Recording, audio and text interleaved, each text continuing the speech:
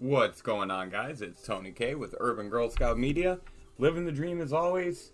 And today we are going to talk a little NBA action. So it is January 31st. We are just a few days removed, as I move the microphone a little closer.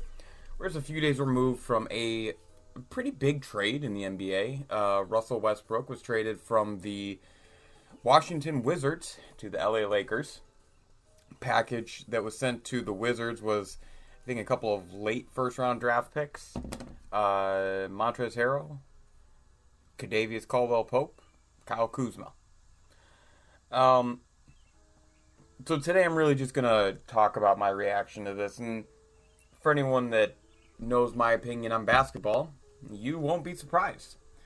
And for those of you who don't want to stick around for the full video and just kind of want to hear what I have to say and bail, here you go. This is a bad trade by the Lakers for a lot of different reasons. And this is not going to do anything for them but win the headlines. It's going to win the headlines on ESPN, but it's not going to win them a championship.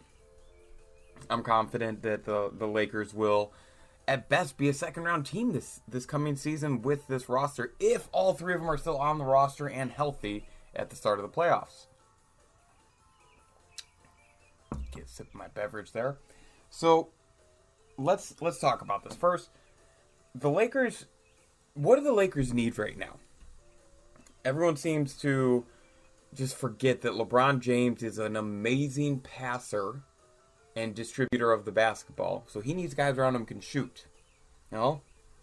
Russell Westbrook is not a shooter. Lakers need some defense. They need a point guard that can play some of these great point guards on the defensive end of the ball and not have it be all on LeBron James. Russell Westbrook has, over the course of his career, been, on his best days, an average defender.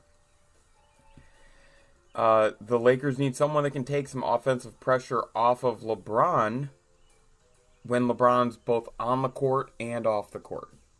Well, I think you finally get your first thing that Russell Westbrook can do, and that is when LeBron is not on the court, he can provide the Lakers some good offense. But overall, I think that this is a move in the wrong direction if you're the LA Lakers. You gave up a few pieces for a guy who he's closer to the end than the beginning. Defensively, he's a liability. He's got a lot of volatility and attitude with him, so if things aren't going well, do you think he's going to keep quiet? This is also Russell Westbrook's fourth year now, going into fourth team in 4 years now, excuse me. I think that matters. I want you to think about that. The Thunder were anxious to give him a max contract. He was averaging a triple-double. He was winning MVPs. Then he gets traded to the Rockets for a year. Then goes to the Wizards for a year. And now he's with the Lakers.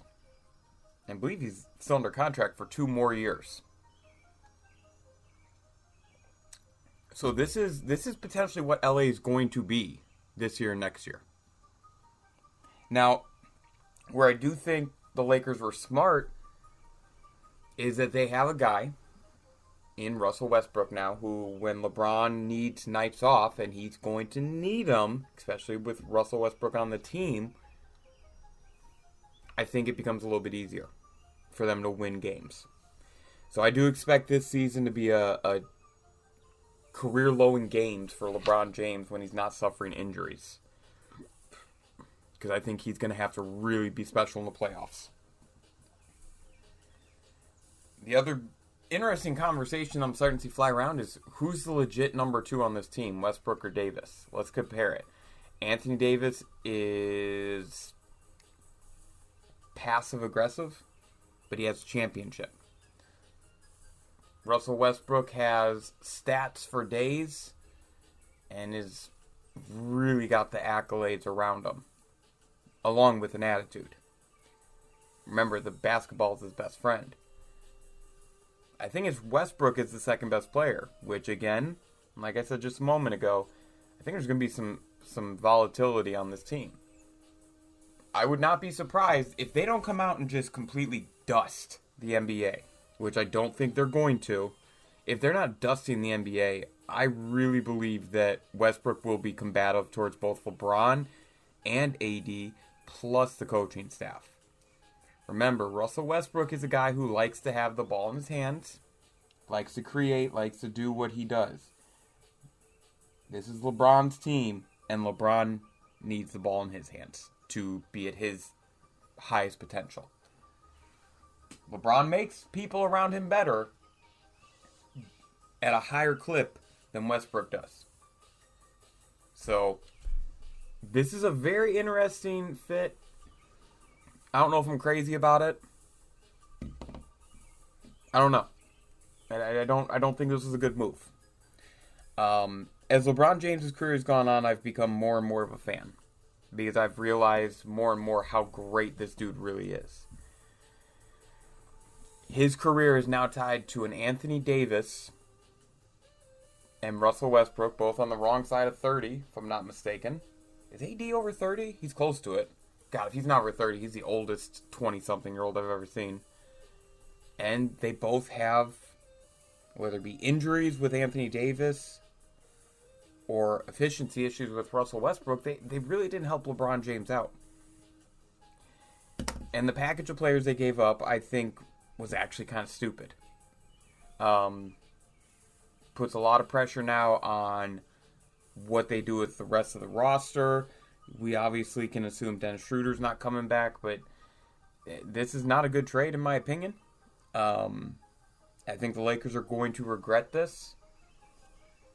And I guess what really confuses me is if you had the stuff to go get Westbrook, why didn't you try for Chris Paul?